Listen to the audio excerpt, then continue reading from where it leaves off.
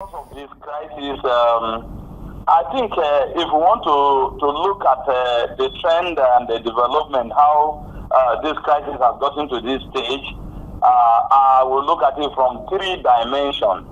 There is the internal crisis dimension, there is the external crisis dimension, and there is also the development crisis dimension.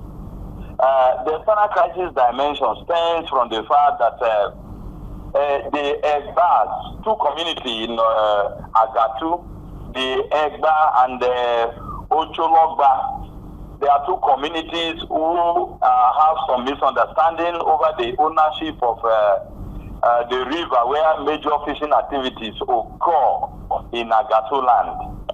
And the crisis between the two communities, the Egba eventually emerged as overpowering the Ochologba community.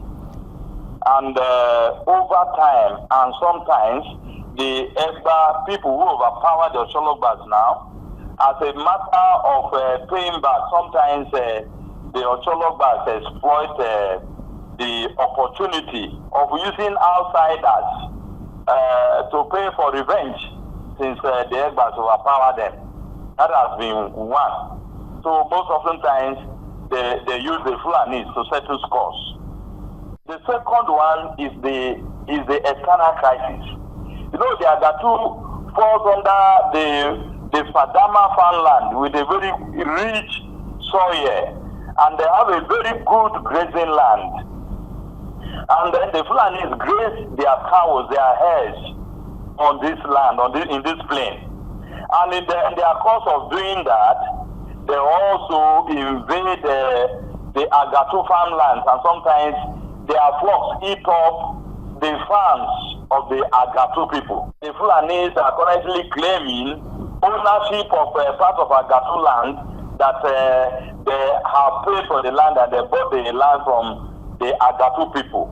There is one popular man called Dogo in Agatu, through which the Fulanis claim to have bought the land that they are cohabiting, because some of the Fulanis have been living in Agatu land for quite a long time, well over 30 years.